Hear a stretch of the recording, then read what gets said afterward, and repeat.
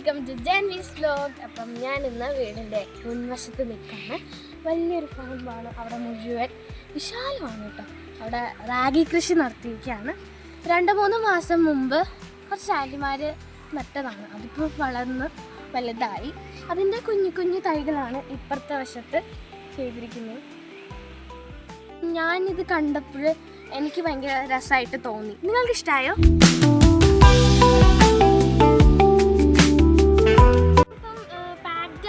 കടയിൽ നിന്ന് മേടിച്ചതേ കണ്ടിട്ടുള്ളൂ. ഈ കൃഷിയൊന്നും ഞാനിതുവരെ കണ്ടിട്ടില്ല.